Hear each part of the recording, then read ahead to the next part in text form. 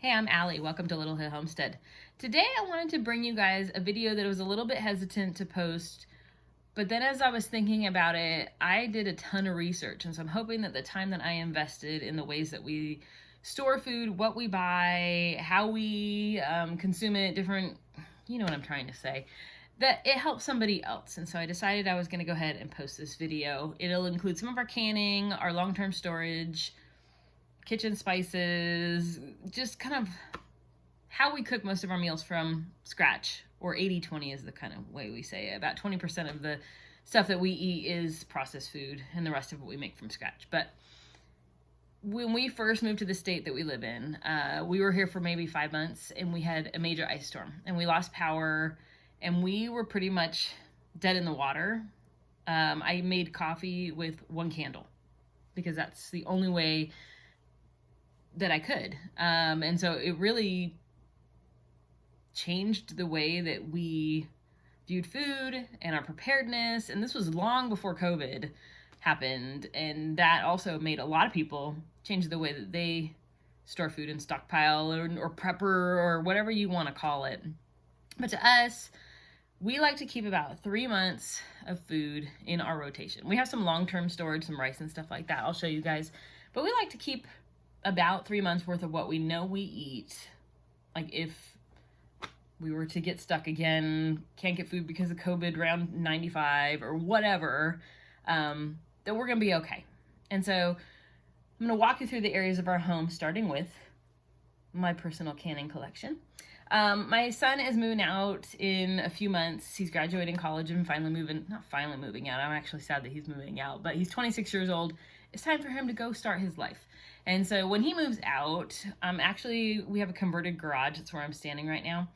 And it's their gaming room. It's where they hang out 99.999% of the time.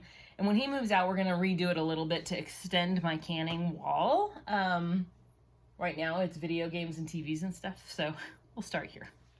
But I'm going to walk you through really quickly kind of the areas that we stockpile. And then at the end of this, I'm actually going to share or figure out if I can share with you guys the Google Sheet that we use. It's a live document, and I'll show you how we use that every 3 months to restock our stockpile, our pantry. We call it our, what does Shawn call it? Our usable pantry, our working pantry. That's the word he uses. But it's what works for us, and we buy things that we know we're gonna eat. So let me walk you through our canning rack. My husband built this for me a couple years ago.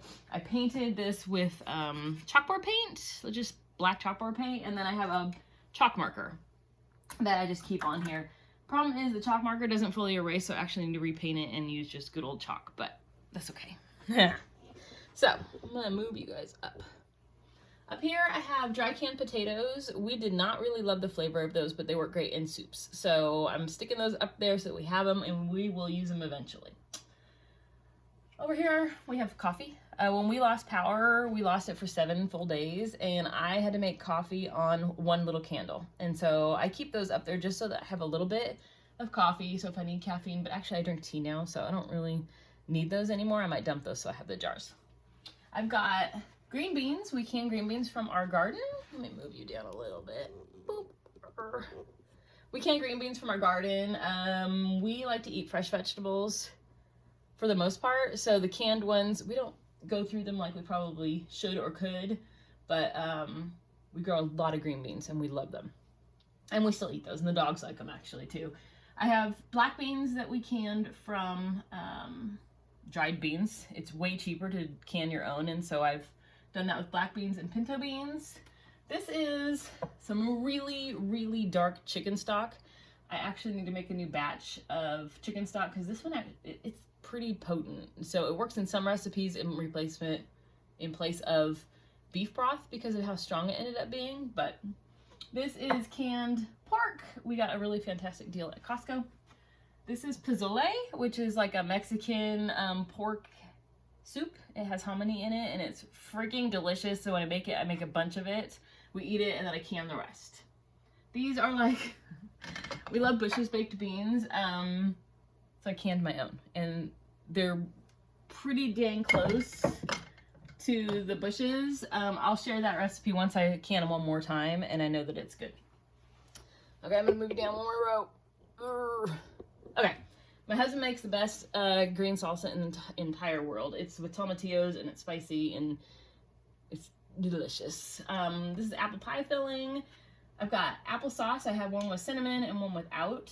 The one with cinnamon I like better. It's a little bit sweeter, but this one's just like a really good base applesauce. This is cowboy candy barbecue sauce.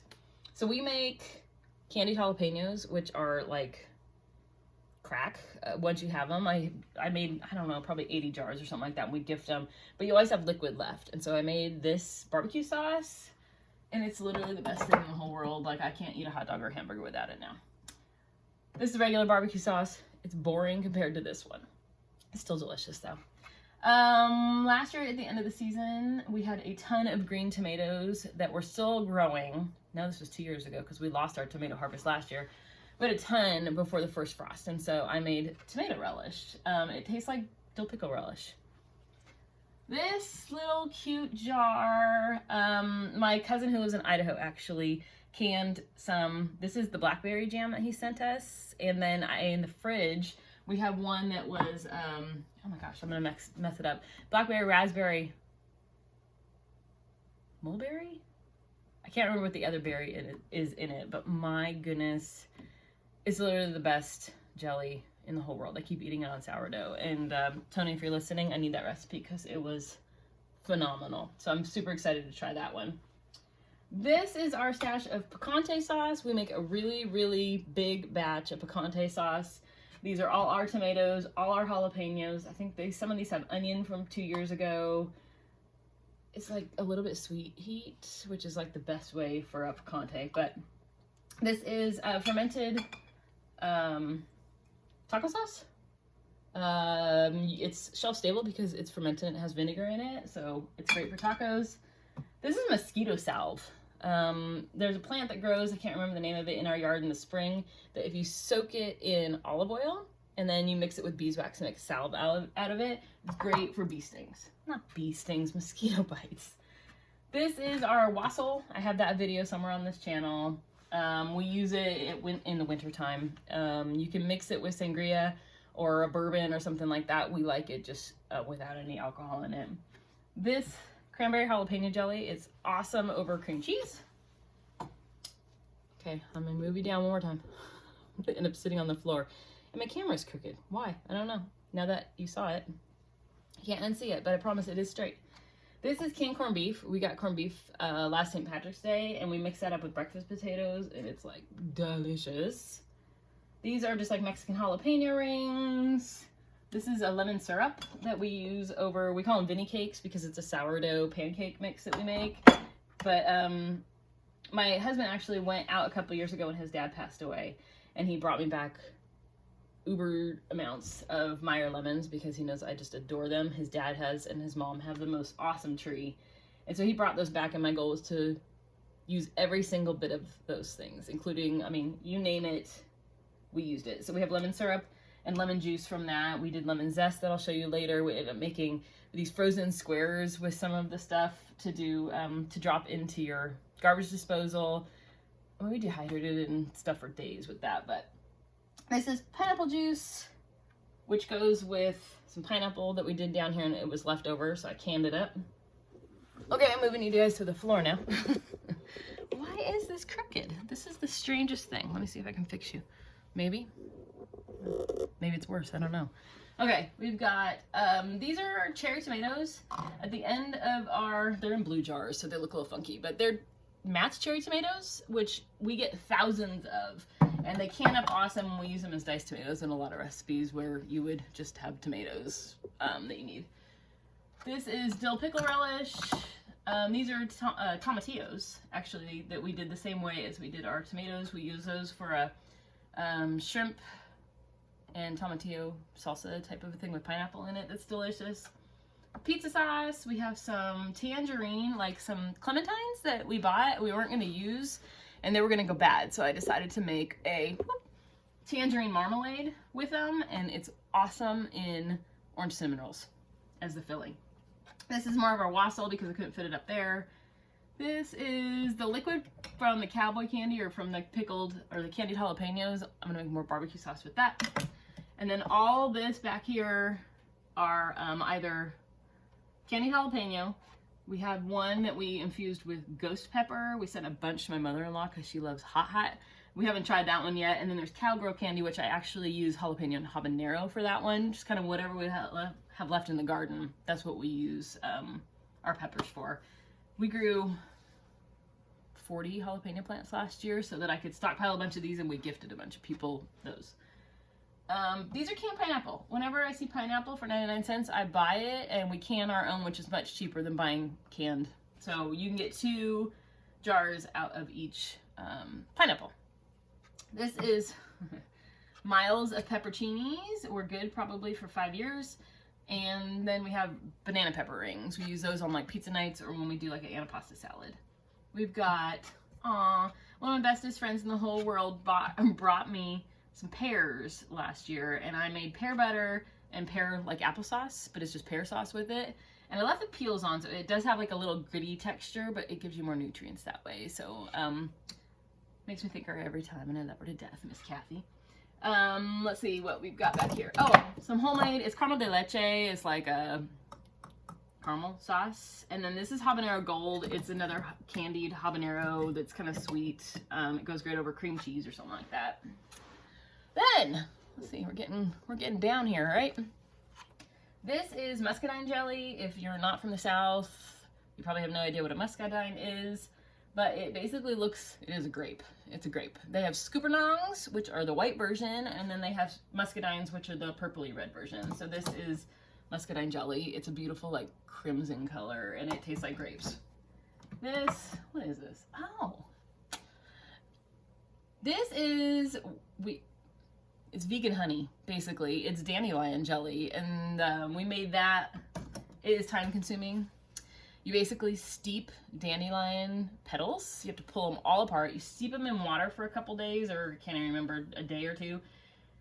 And you make a tea out of the petals, and you make a jelly out of it. And so people call it vegan honey because it tastes just like honey. You can't tell the difference, but it's a jelly. And it's super duper delicious on like a biscuit or like something for breakfast. But in any place you would use honey, it works. These are all canned blueberries. We love to use canned blueberries in dump cakes with like a vanilla cake mix. We've got strawberry jelly down here, and then we've got, our very favorite, we make pomegranate jelly every single year. We probably need to make it twice a year because we go through so much of it, but it's like, you know how pomegranates have like that tanginess that's delicious? It keeps that, but it obviously has sugar because it's a jelly, so my husband and I have been making it for probably close to 20 years, and it's a family favorite. When we used to have Thanksgiving in our house, we'd go through like 6 jars of it. Down here we've got dill pickles, spicy dill pickles, bread and butter pickles, zucchini relish. Oh, this is apple scrap jam. You make it with apple peels, and so it's beautiful pink. And then I canned some orange juice because it was going to go bad, so I wanted to try it. So I canned a couple jars of that, and I'm going to try to see what I can make with it. And down here I just have backup. Whenever I can find a decent deal on lids, I keep those there. And then down here I've got pectin, pickling salt, quick gel for making like pie fillings and stuff like that. And then these are all extra lids that I keep. I don't reuse my lids when I can, but I keep them in case. If I pressure can with them, they're gone. But if I water bath can with them, I do keep them. A lot of people are going to ask why I store with rings on, since you don't have to. I find that my seals on my jars do not fail when I do this. And I know a lot of people are going to say, well, how would you know if the seal failed? You're going to know when you open it if it failed or not. So I find that this, for me, works way better than taking the rings off. It's a totally personal choice. If you want to store yours without rings, go for it. This is just what works best for me. Okay, that's just my little bit of canning. We're hoping, last year I was so mad, you guys. We bulked up our garden big time to can a ton, and we bought extra jars, and we were ready. We planted a garden to can just a crap ton of stuff. We got these things called flea beetles. they're the smallest little beetles you've ever seen in your life. You can't really even see them. And we didn't realize until they had annihilated our entire garden that they were even there. They attack it at the stem, basically, and our entire garden went from full production with things, I mean, this was like in middle of June, so right at the peak when things were going to start going crazy, and it just took it out. We still ended up getting a very small amount of tomatoes. Our peppers still went crazy because they didn't like those, but I'm hoping this year we can really stay ahead of it, and then we're going to hopefully add a whole nother rack like this with more food that we're going to can this year. Okay, moving on to the next part of our pantry. Okay, next to the big closet that I just showed you guys, we have kind of a mini closet, and this my husband put racks in it. We usually use it as a canning closet, but I've actually converted it recently to this use. Up here I have my pressure canner and my water bath canner. I have some different rando tools up there. I've got this basket, and in this it has canning stuff. It's got my funnels and what have yous. We use these like drying things on our counter for our dishes. When they get to the end of their life, they're awesome for canning on. They wash up really well, and they're like a hot pad, so we use those. So I have a bunch of those stuck in there. These are mostly just jars that aren't being used right now. I do have our vanilla for next year stuck up here. Like I said, we got a rum and whiskey. We're doing those for next year, so I have those doing their thing. I have some oxygen absorbers, and then some dehydrated Vinny, our starter. He chills in here so that if I ever kill him, we have extra. Down here, I have some buckets. We get these, they're 2 for like $9 at Sam's Club, and we use them a lot. But I've got whole wheat flour back there that I'm trying to get through so that I can use my wheat berries. We have masa again. We're gonna make our own, but I'm trying to get through this. We've got some brown rice flour that I was gonna use for a recipe for you guys. Never got around to it at Christmas, so I'm gonna go through that. Grits. Oh, I love drying beans. I love dried beans. So I have navy beans, cannellini beans, like a 15 bean soup mix, and then I also have split peas, some red lentils. I use these mostly for canning or for soups. So anytime you can get 1 pound of beans, that can feed your family for a pretty good amount of time for really cheap. So we keep those. We've got some steel cut oats. Trader Joe's is by far the best price for those. Some grits because we live in the South. Dried pinto beans, dried black beans, and then over in this corner I have lentils. We keep, it's probably 20 pounds of beans in each container, to be honest with you. But we also have a wild rice mix and this little container of brown rice, which we don't like brown rice. So my kid just walked in here and is like, Mom, are you really showing the entire world? Yes, I'm showing them everything in all of our closets. Okay, next shelf. On this side, I have all of my stuff that I sell for Etsy. They're like the jar covers and our sourdough starter kits and stuff. I kind of have those here as well as on the lowest shelf. I've also got some chia seeds, some barley, some bulgur wheat. I cook lunch every single day for my husband and myself.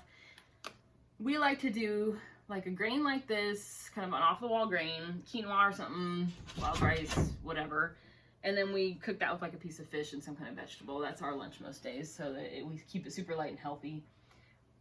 I've got butternut squash down here. We love butternut squash, and it went on sale 2 years ago. We grew our own, but like I said, our garden last year got attacked, so it killed these off as well. Butternut squash will last forever in here. So they're on a wire shelf where air can get around them really well, and so we keep, I think 2 years ago, we had an entire shelf. We had like 20 of our own butternut. A year later, they were still totally usable. We finally had used them up just from using them, but they'll last forever in here. So these ones that I got at Aldi, I think they went to like 50 cents or something a pound. And so I bought 3 of those recently. I've also got garlic. We buy it in bulk. We do grow our own, but not last year. So big old bag of garlic. And then something else back here. Oh, carrot tops. I dehydrate carrot tops and I use them instead of dehydrated parsley. Nobody knows. We have our fermenting kits for our peppers back here. And then down at the bottom, we keep a big thing of, let me point you down. Whoop. Big thing of Sam's Club paper towels, some tissue, backup mason jars, a bag of dog food is tucked over here, and toilet paper. So that's kind of all what's in closet number 2. All right, we're gonna head into the kitchen. Okay, guys, we're officially in the house. I'm probably gonna split this into 2 videos because it's turning into the longest video in the whole world. So this might be part 2 of our storage. Anyways, we have this awesome antique hutch that we keep. It's on one of the walls in our kitchen. And it's full of some of our dehydrated and dried stuff. So I was gonna run through that really quick. Some of these we have backups for out there just because we had it. Once they run out, I'll just keep what's in here full and not have a backup in there. But we've got grits, cream of wheat, popcorn, and masa. Popcorn we use for the wheat grinder. Masa we make corn tamales or tortillas or whatever. That's the big jars up here. We have some dehydrated mint for tea. We took all of our chilies at the end of our season last year, dehydrated them, and made a hot chili seasoning mix. And so it's got habaneros and it's got ghost peppers, and we sprinkle it on stuff, and it's hot. This is dehydrated bell peppers. They taste like candy. They're delicious. You can add them to soups and stuff. They plump right back up. Green onions. We've got peanut butter chips and white chocolate chips. That's for baking. Then we've got our homemade Italian dressing and ranch mix, and then just a really cute little jar of coconut sugar. Down here we have, I didn't do this video, maybe I'll do it next year for Christmas, we'll see. This is powdered eggnog. You mix it with milk to make your own eggnog. We've got golden raisins, homemade granola, dates, sliced almonds, apple-infused cranberries or craisins, coconut sugar, and couscous. Those are our big jars. Our little jars. We've got lemon zest, like I was saying in one of the videos. My husband brought home a bunch of lemons for me from his dad's tree. This is the zest of those lemons. It's been 2 years and we still use this all the time. It's delicious. These are dehydrated jalapeno, bay leaves from our bay leaf tree. These are our own, we grew cayenne peppers and we let them dry out on a string, and then we ground them up and made cayenne pepper. Super pretty. Celery. Okay, let me tell you something about dehydrated celery. Do you see that amount in there? That's 2 full things of celery from the grocery store that we needed like 1 piece for a recipe, and then we dehydrated the rest. And like, that's ridiculous because it's all water. These are our dehydrated cherry tomatoes. I love to show these because they're literally like the best. They're match cherry tomatoes. We get thousands of them. We did not dehydrate enough last year to hold us over for this year, but they're really good on pretty much anything. We put them in our sourdoughs a lot this year. This is lemon powder. It's everything that was left over of the lemons after we did the lemon zest and juice and all that stuff. This is what was left. I use it for a little kick of lemon powder flavor or lemon flavor in some of my recipes. Then we down here have flaxseed. Down here I have some dehydrated limes. There's a couple oranges in there, but I've kind of annihilated the oranges because I needed some orange peel. We've got some candied lemon. Again, my father-in-law's tree. We made candied lemon with it. It's really good in cookies and in breads. We did make, oh, the panettone this year had that in it too. Raw almonds, candied walnuts, Brazil nuts, dehydrated papaya. I won't buy that again, but it was something we wanted to try this summer because it sounded good. Dehydrated apricots, dried cherries, dried blueberries. Then we have dehydrated ghost pepper, and then pumpkin pepper from our garden. We might get around to using those. And then we just keep our flour and sugar over here. And this is that manual coffee grinder that we use if power goes out if we're drinking coffee. So that's all I keep in this hutch. This bowl is candy if left over from our movie night. Don't judge. Even though I already showed you the M&Ms in there. All right, you guys have seen this table a million times. We did all of our Christmas cookies up here. We recently kind of revamped it, but we do keep a lot of dried stuff up here. So I found these canisters at the thrift store for $4, and I love them to death. My husband got me a wheat mill for Christmas, and so these are different varieties of wheat. I keep the majority of them in big buckets, and then I refill these. So I have hard white, soft white, this is spelt, and this is kamut, and you kind of mix and match depending on what you're making. And down here, I have, these again are those little containers we get from Sam's Club. I think they're 2 for $10. We've had these for years though. They still sell them, so every once in a while we have to, buy more, but the originals are still doing great. I've got bread flour, quick oats, old-fashioned oats, I have semolina flour back there. And then I also have, what is that? Quinoa. It's a tri-colored quinoa that we like. And this little tub right here, I've got, these are some bread flours that I bought from Azure Standard pre-ground so that I knew what berries we wanted to try. So those are those I gotta get through. I got some 00 flour, we use that in pizza. Dough conditioner, it helps your bread puff up a little bit better, make it a little easier to work with. I don't always use it, but sometimes I do. Wheat bran, we made bran muffins with that. I need to get through the rest of that. Then we've got some, let's see, vital wheat gluten, some potato starch, and this is the rest of the spelt that is up there. And then my grain mill is tucked just back here. We had it in the closet out there. I'm less prone to grab it. If I keep it here, I'll grab it easily. Down here, I keep 25 pounds of regular granulated sugar, 25 pounds of flour, which eventually, I want to say that I'll switch to all, my own milled flours, but honestly, I'll probably always keep flour on hand because there's just things that you want to make with all-purpose flour. Maybe you don't want whole wheat. And then, of course, we keep 25 pounds of rice with the bay leaves to keep it bug-free. And then over here, these will be gone, but this is from the Azure Standard order that we picked up. I need to get a couple buckets because I ran out. But that's 25 pounds of hard wheat, and then I have another 25 pounds of soft wheat that I gotta put up. So, oh my God, I said put up. All right, now I'm gonna take you to our spice rack. All right, I'm over at our spice rack. I'm gonna show you what's on the spice rack, but then I'm gonna pan as well because my husband and I made this.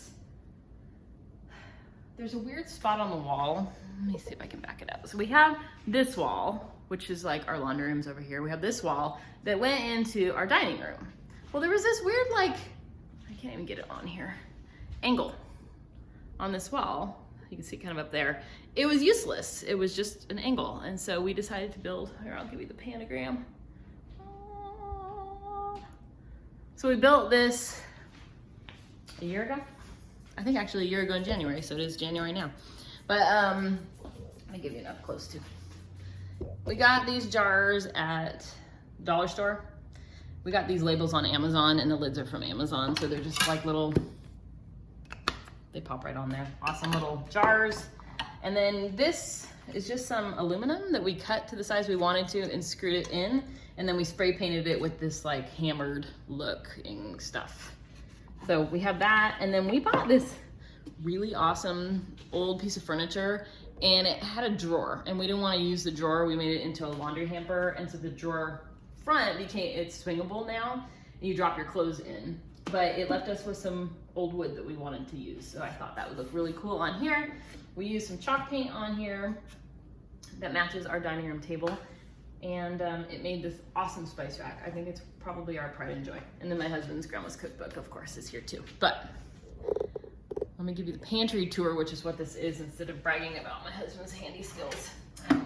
Down here, we made this section a little bit deeper because I wanted to fit half-gallon jars. And so in those, we keep chocolate chips, salt, which we keep the salt pourer on the top. We cut it out so it still pours like salt.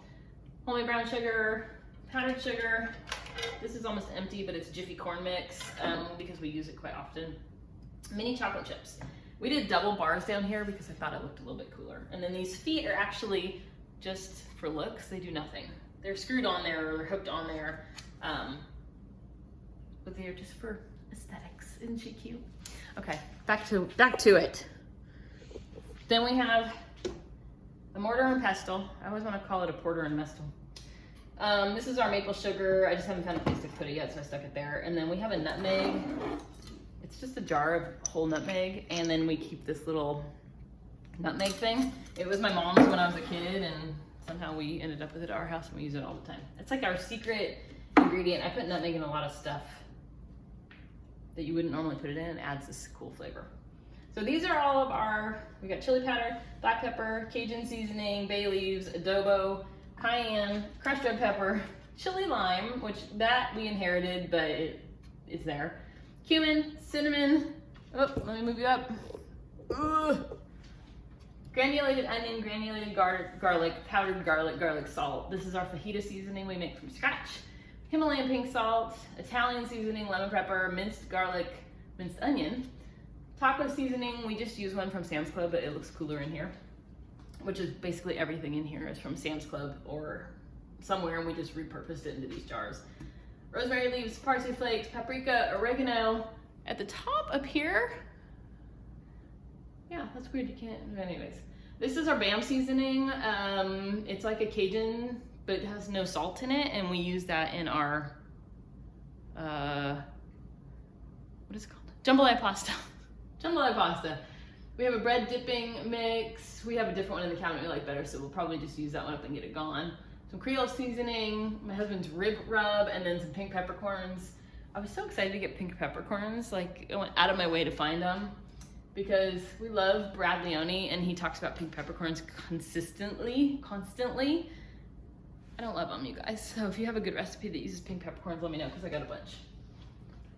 Next cabinet. All right, on the end of our cabinet, when we built our big spice rack that I just showed you guys, we still had a boatload. We love spices, if you can't tell. We had a bunch of spices that we still didn't have a spot for. And when we got our vintage stove, we lost some cabinet space. So we had to kind of maneuver things around a little bit. So on the end of the cabinet, we actually used to have down here, we used to have this cool, like my husband made what looked like a bookshelf over here, and all of our spices sat in that. Well, when we got Pearl, we had to get rid of that and shrink our cabinet way down. And my husband built this, like, I call it a bookshelf, but it's a pan rack. So all of our pans that used to be in a cabinet are now in here. So he built that for us. We got the granite cut, and so Pearl fits perfectly. But it left us with some space issues in our ginormous kitchen, which is just sad to say. But we built this. Trying to get you guys lined up. These are all different spices. We got some glass jars. Most spices actually come in this glass jar, and then we just got these little stickers that stick on there. So that is what all of these are. I'm not gonna read all of them to you because there's like a bunch, but there you go. It goes all the way up to the ceiling, and then we actually have room up here for a couple more spices. And one thing that we kind of did on accident when we were building it, we did not realize that when we installed this part, we accidentally, when we put the back of these little shelves in, we tipped them a little bit and it ended up working perfect because now these are at a slight angle. And then of course we keep our measuring spoons on the front of it for convenient use. Okay, I think that's it for spices. Next cabinet. Okay, I think we have gone through well, there's a couple cabinets that we have just random stuff in, like for baking and stuff like that. I'm not gonna go through all that today because this video is already long enough, but yeah. Whew. It's also baking day, so we have yogurt going, we have some sandwich bread going, we have our buttermilk started, and I just finished a batch of blueberry muffins. It's been the crazy day around here. But I wanted to give you the quick, here's our house. I'm making you dizzy.